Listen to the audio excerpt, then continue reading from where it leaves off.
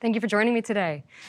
Like I said, I will be talking about correctional officers. And to begin, I think that it is extremely important to discuss why we are talking about correctional officers. So we know that the job of a correctional officer looks a lot like that of a police officer. It comes with a lot of high stress, a lot of physical tasks, and a very, very tense environment to work in. So with that, we see a lot of physical and a lot of psychological interactions between the way it affects them and the way it affects them mentally in terms of the depression that they feel going to work each day, which leads to high call-out rates, as well as the physiological. And we see those high cortisol levels and those stress levels. And so with that, and with talking about correctional officers, we need to also talk about those who are incarcerated and those that live at that facility. What we see, and the reason why I'm talking about correctional officers today, is because when we discuss the health and the environment that correctional officers work in, we also talk about the health and the environment that those individuals live in.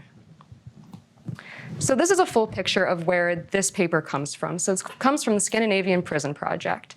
And the Prison Project sent 12 US correctional officers consisting of different rankings from SCI Chester in Philadelphia to go to Norway for 3 weeks to study in several of their facilities to learn from their correctional officers and see what are they doing there that's creating a positive environment, that's creating a healthy environment, that's creating less tense and better relationships between both populations.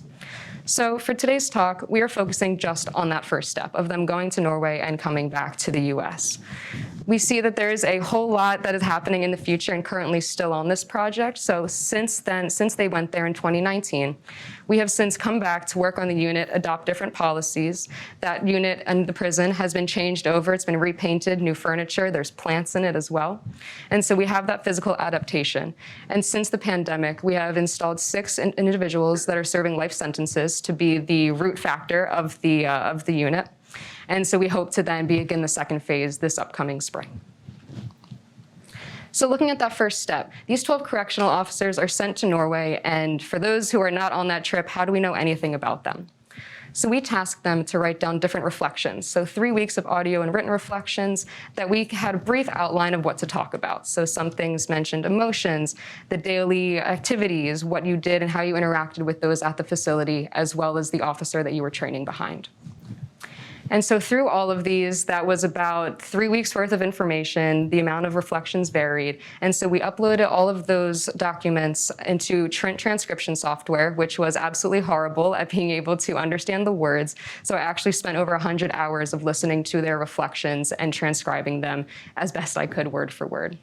And then after that, we put it through in vivo coding, which really for qualitative purposes helps to identify those themes and find different areas where we're seeing, okay, why are correctional officers experiencing unhealthy relationships in this setting and not in this setting? And obviously, it should be noted that Norway is very different to the US. They are much more homogeneous in terms of their ethnic diversity, and also their prisons actually, however, though, do display a similar racial disparity in terms of their population. So this is a snapshot of all of the different themes that we outlined, which was a total of 18. And in specific, we recognize that there are some, like danger and stress, that relate directly to a negative prison environment that directly impact their health and their mental capacity during their shift. So we see here that there's a description for all of the different factors that we looked at. Files is how many people spoke about that specific theme. So if it's 12, that means every single one of them mentioned it somewhere along in their reflections, and 1 meaning maybe one person just spoke about it. And then references, how many times we found that that theme was either identified, briefly mentioned, or specifically talked about. So here's a direct quote that I want to share. I just feel like there's a level of stress here that's not so heavy, the burden of stress that people in the United States carry with them, especially in the corrections field. I think it's a stark contrast to what we experience in the US. So this is just one ID quote from number 2 that talked about stress.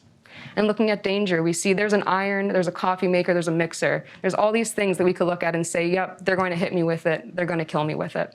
And it still doesn't affect them. And shockingly, the supplies are still in the same spot. It's all based on how they view each other and how they based the inmates.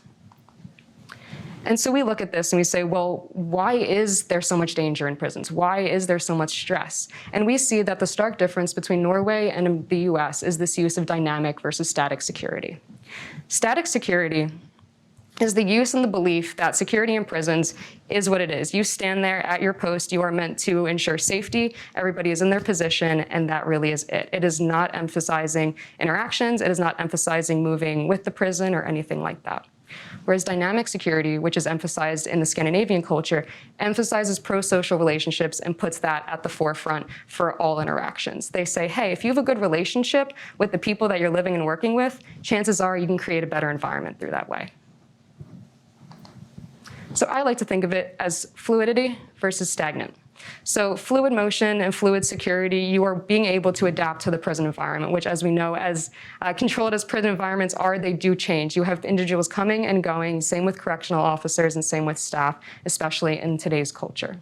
So we see the emphasis of just when you implement fluidity and you implement movement, you're able to kind of relax the stress, relax the tensions that are there, and you really see it less as me versus them and more so me with them. This is a quote that I think really encapsulates dynamic security as a whole, in case that concept is still a little meshy. We are restricted to just security for most of the time. We are not encouraged to, create a personal relationship with an inmate. We're not encouraged to become their friend. We are not encouraged to, create them to be our next neighbor. We're encouraged to make sure that they are secure, to make sure that they're safe, and to make sure that the care, custody, and control portion of our jobs is being done, to make sure that we're consistent.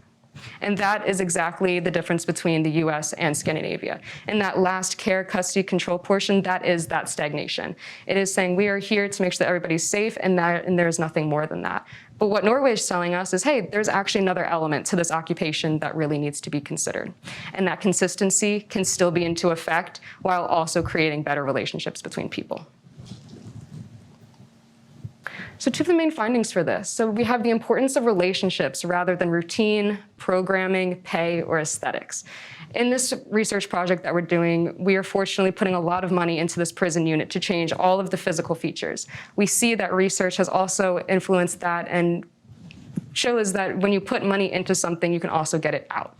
So by investing resources into this unit specifically, we want to show that, okay, you can emphasize program, you can emphasize pay, but what can we actually do to increase those relationships? And so then we see that Norwegian practices put staff relationships in the forefront of well-being. So then we look at policy changes and what can we actually do right now and what is this project doing to advance those? So dynamic security and fraternization policies. Dynamic security we can absolutely implement in the US with loosening fraternization policies. That policy in the Department of Corrections within Pennsylvania basically states that correctional officers need to maintain a professional and not personal relationship with those incarcerated. And so when we reinvent this unit, we say, you know what, we need to look at those policies and loosen them up in a safe but personal way. And then we also see personal changes within the facility. So rethinking the role of a correctional officer and molding morale and attitude, and also realizing that these things are absolutely interchangeable. And so this piece, like I said, this paper is just one small part of this huge project that is currently going on. So if you want to look more at the resources or the full paper, feel free to use that barcode to scan it. But thank you so much.